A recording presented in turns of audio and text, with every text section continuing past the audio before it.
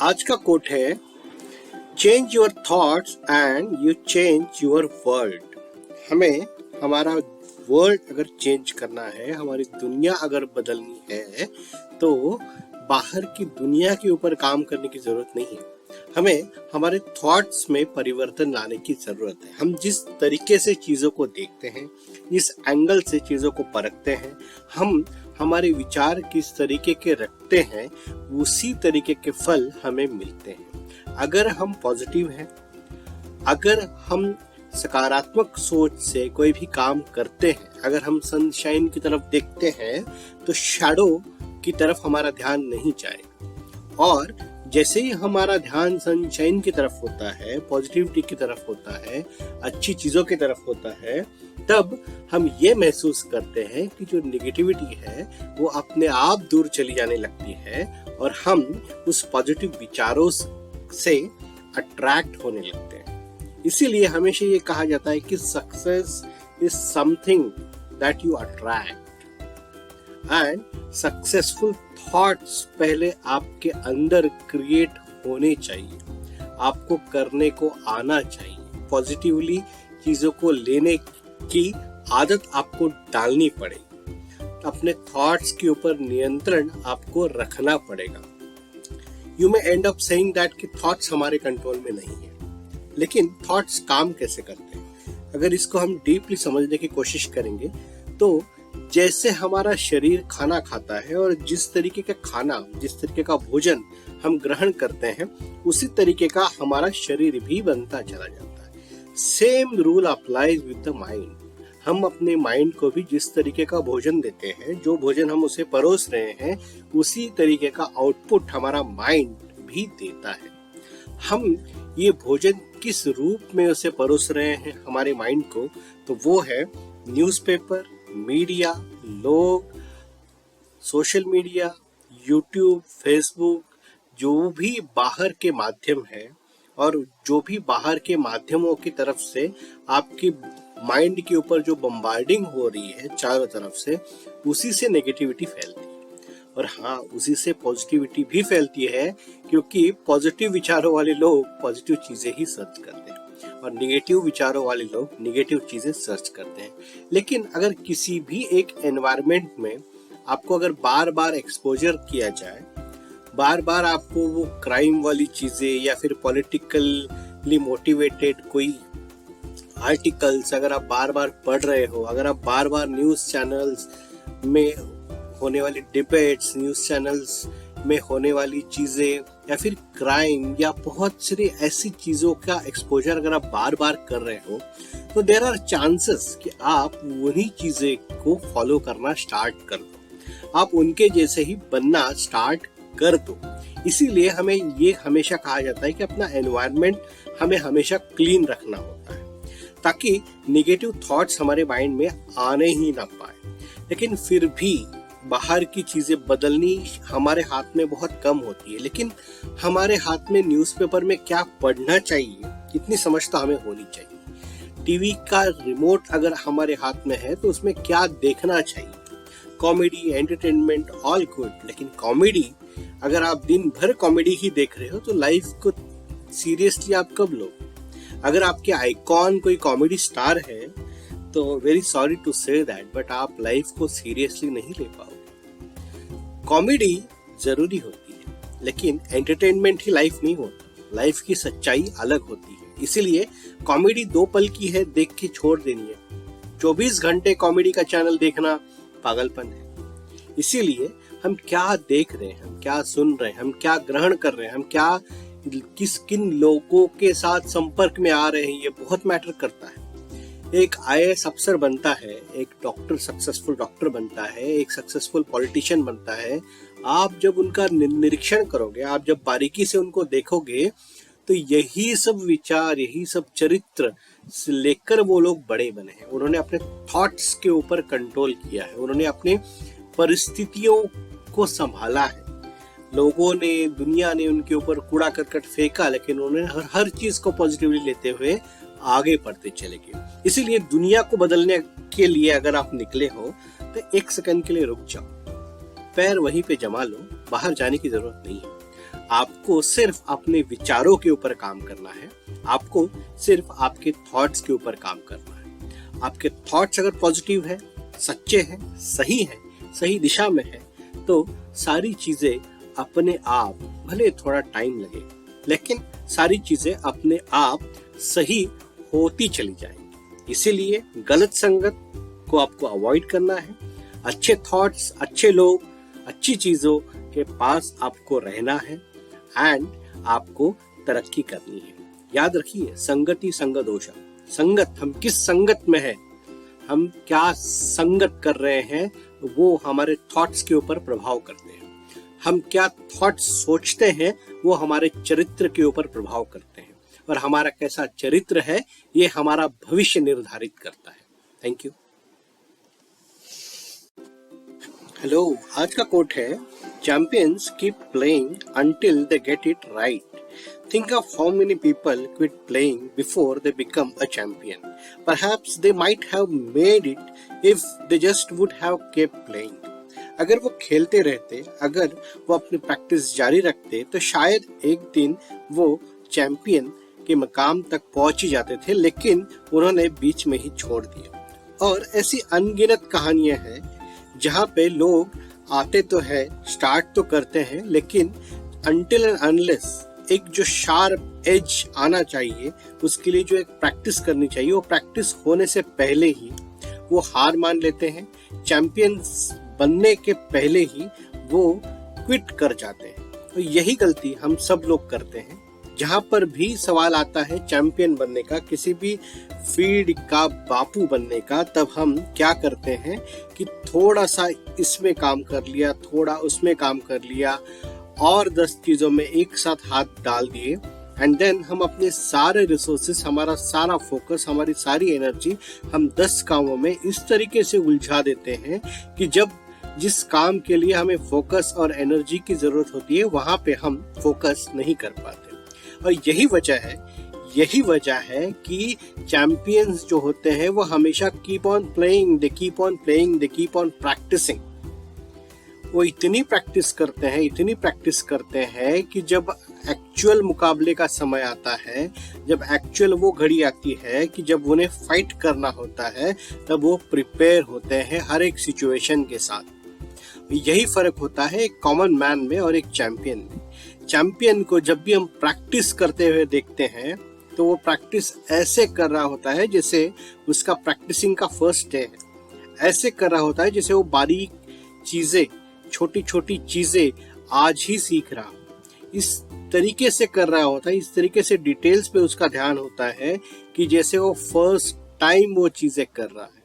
और यही खूबी होती है एक चैंपियन की, और यही खूबी एक चैंपियन को आम आदमी से अलग बनाती है। इसलिए champions keep playing, they all the thing matters is for them is they keep on playing.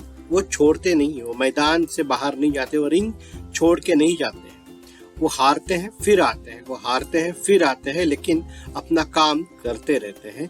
यही पहचान होती है चैंपियंस की। इसीलिए ये कोट है बिली का, और यहाँ पे वो ये मेंशन करते हैं कि चैंपियंस इसीलिए उस मकाम पे हैं, इसीलिए उन्हें हम चैंपियंस कहते हैं, क्योंकि वो कीप ऑन प्लेइंग, वो खेलते ही रहते हैं अंटिल, कब तक, until they get it right. जब तक वो सही नहीं हो जाते, जब तक वो अपनी गलतियां सुधार नहीं लेते, जब तक जो कीमत चुकानी है उस कीमत चुकाने के वो लायक नहीं हो जाते, वो प्रैक्टिस कंटिन्यूस करते रहते हैं, वो हार नहीं मानते। Thank you. हेलो, आज का कोट है, anger is an acid that can do more harm to the vessel in which it is stored than to anything on which it is poured. इसका बहुत ही गहराई में समझने वाला मीनिंग यह है कि अगर हम गुस्से को अपने शरीर के अंदर रखते हैं, पालते हैं, किसी चीज का एंगर हम दिल से रखते हैं, तो वो जिस हमारे शरीर में है, जो ब्लड वेसल में है, वहां पे एसिड की तरह काम करता है और अपने बॉडी को धीरे धीरे डैमेज करता रहता है। इसलिए आप देखोगे कि जो भी गुस्सैल इंसान है, जिसे हर वक्त गुस्सा चढ़ा रहता है, जिसके सर पे हमेशा 12 बजे रहते हैं, जिसका चेहरा आप देखोगे तो आपको पता चलता है कि ये हमेशा तमतमाया हुआ है, हमेशा किसी ना किसी के बारे में या तो नेगेटिव बात कर रहा है या तो कोई पुराने ग्रज अंदर पाल के रखे हुए हैं। अगर आपने कोई पुराना ग्रज भी पाल के रखा हुआ है या फिर कोई गुस्सा आपके अंदर भरा पड़ा हुआ है, तो आपको वो डैमेज कर रहा है इंटरनली, अंदर से आप खोखले होते जा रहे हैं और आपको पता भी नहीं चल रहा है कि आपके इस खोखलेपन का रीजन आपका खुद का गुस्सा है। कोई और जिम्मेदार नहीं इस चीज के लिए, आपका खुद का गुस्सा है। तो फिर क्या करें? गुस्से को निकाल दे? नहीं, ये कोई सॉल्यूशन नहीं है गुस्से को निकाल देने का। गुस्से को आप कैसे निकालोगे? किसी इंसान के ऊपर आप अपना अगर गुस्सा निकालना चाहते हो तो वो इसका तरीका नहीं है, क्योंकि ऐसे नेचर काम नहीं करता। अगर आप किसी के ऊपर गुस्सा निकालोगे तो उसका रिएक्शन होगा और एक्शन का रिएक्शन हमेशा चलता ही रहेगा। This is not the way. सबसे पहली चीज हमें ये समझनी पड़ेगी कि गुस्सा या फिर स्ट्रेस क्रिएट क्यों होता है। वो क्रिएट होता है कि हम सही समय पे सही काम करने से चूक जाते हैं एंड देन फिर रिग्रेट करते रहते हैं। This is what the thing is. Mainly गुस्सा आने का कारण यही होता है कि हम सही समय पे कहीं ना कहीं चूक गए होते हैं और देन फिर वही चीजें एक्यूमुलेट होती है एज ए एंगर।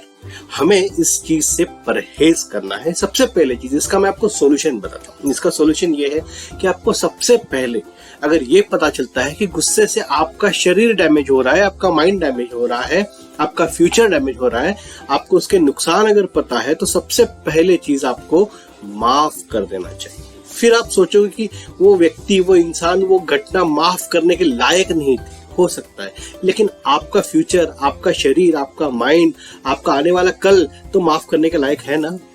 तो आप उस व्यक्ति को माफ मत कीजिए, आप उस सिचुएशन को माफ मत कीजिए, आप उन परिस्थितियों को माफ मत कीजिए, आप उस लॉबिज्म को माफ मत कीजिए, आप उस जो भी एक काइंड ऑफ अत्याचार या अन्याय आपके ऊपर हुआ है उसको माफ करने की बात नहीं कर रहे। आप तरक्की कीजिए, उस जो भी आपके साथ अन्याय है उसका बदला जरूर लीजिएगा, लेकिन गुस्सा मन में पाल के नहीं, क्योंकि वो आपको ही डैमेज कर रहा है। इसीलिए आपको माफ करना है खुद को।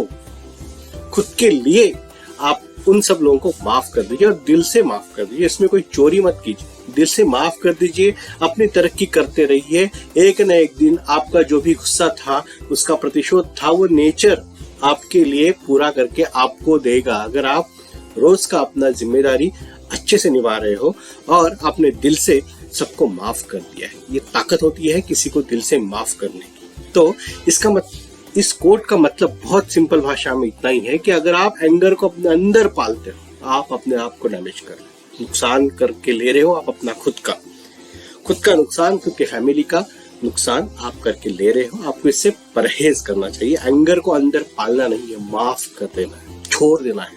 मुट्ठी बंद करके अगर आप ऐसे गुस्से से पकड़ के बैठोगे तो रेत तो वैसे भी फिसल के जाने ही वाली। आपको माफ करने को सीखना पड़ेगा। Thank you. आज का कोट है एक सक्सेस के ऊपर। और सक्सेस सबको पता है क्या होती है, लेकिन पता होना और उसे पाना, इसमें बहुत ज्यादा डिफरेंस होता है। आज का कोट है, success is not the key to happiness, happiness is the key to success. If you love what you are doing you will be successful. हाँ दोस्तों, इसमें एक बहुत ही गहरा राज छिपा हुआ है और वो राज ये है कि सक्सेस से आपको हैप्पीनेस नहीं मिलता, बल्कि अगर आप हैप्पी होते हो, अगर आप खुश होते हो, अगर आपके अंदर वो खुशी की लहर दौड़ती रहती है सुबह से शाम तक, सुबह से रात तक, अगर आपका चेहरे का हर एक हिस्सा चिल्ला चिल्ला के कहता है, अगर आपकी बॉडी चिल्ला चिल्ला के कह रही है कि मैं अंदर से बाहर से हर जगह से खुश हूँ, तो सक्सेस आपकी तरफ अट्रैक्ट होगी। आपको सक्सेस के लिए कोशिश तो करनी ही होगी, लेकिन जब आप वो कोशिश करोगे तो वो इतनी प्यार से और इतनी शिद्दत से होगी क्योंकि उसमें आपका प्यार होगा, उसमें आप वही करोगे जो आप चाहते हो। इसीलिए हमेशा से ये कहा जाता है कि कोई भी काम मत चुनो, काम वही चुनो जिसमें आपको इंटरेस्ट हो, जिसमें आपका पैशन हो और आप उस काम को पैशनफुली करने की ताकत रखते हो। जो भी काम, जो भी वर्क आप पैशन से करते हो, खुशी से करते हो, दिल से करते हो, मन लगा के करते हो, उस काम में सक्सेस मिलना 100% गारंटीड है, क्योंकि उसमें आप अपना दिल, जिगर, जान सब कुछ न्योछावर करके उस पे आप लगातार आगे बढ़ते जा रहे हो।